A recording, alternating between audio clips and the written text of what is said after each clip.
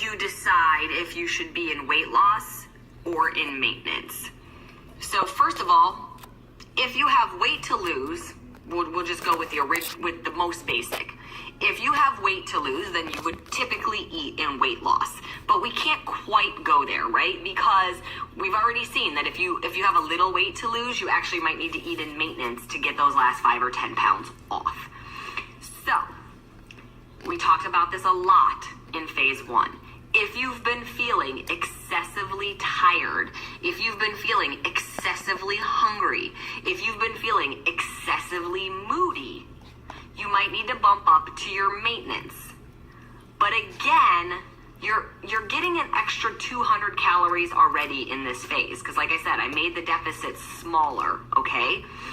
So you might want to recalculate at your weight loss, eat there for a week or two, see how you feel, and then determine if you're on the fence, if you've been on the fence, okay? If you're like, I'm kind of hungry, I'm kind of tired all the time, I'm kind of moody, but I don't know, then just use this formula and do weight loss because, again, you're getting an extra 200 calories already, even with the weight loss formula, okay?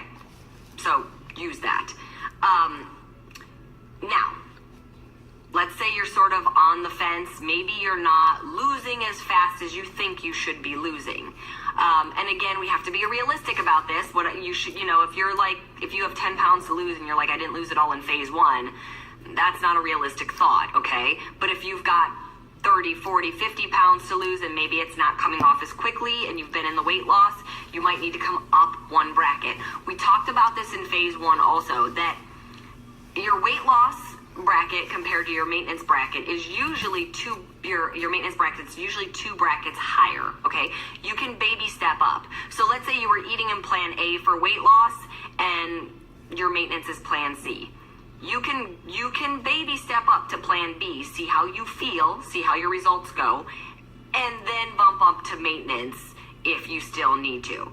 So I'm giving you guys a lot of information, and there's a lot of I know there's sort of a lot of if-thens with this stuff, and it is that. I can't, there's millions of you out there, and there's 43,000 of you in this group, and everybody has different circumstances and different places that their body is in.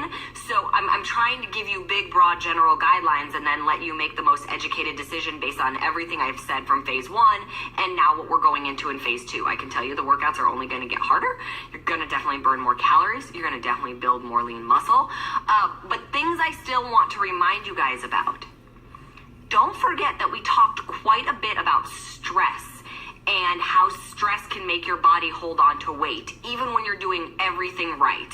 Even when you're eating the right amount of food, you're getting the right amount of sleep, you're doing the exercises, all of those things. If your body is in a state of stress, whether you've got personal issues going on, family issues, financial issues, whatever it might be, if you're under stress, and we all know what that feels like, your body's going to be releasing cortisol no matter what. So if you're under stress, I just want you to take that into account, that could be part of the reason that maybe your results aren't coming as fast as you want them to. It's never as cut and dry as just, I'm eating right, I'm exercising right, things aren't working. If you're eating right and exercising right and things aren't working, then there's other factors to look at. Sleep is a huge deal. I talked about this a lot before we started phase 1, and I used one of the coaches from the original test group as an example. Brad, we were like, I don't know, maybe 6 or 7 weeks into the program. He was crushing it, shredded, felt amazing, all the energy in the world. And then one day he posted, he's like, I don't know what the deal is, you guys. I'm up 5 pounds. I haven't changed anything. Like, I don't know what's going on. And so I messaged him privately and started asking him all the questions, like, are you doing this? Are you doing that? How's your sleep? And he said, my sleep is really good, but I've been getting about an hour less a night this week. And I said, an hour less, like last night, or an hour less every single night this week? And he said, about an hour less every single night this week. Well, 1 hour less a night times 7 is 7 hours less of sleep in 1 week. That's a whole night's worth of sleep. It completely affected his body. And we don't always think about that. We think, oh, it's just 1 hour.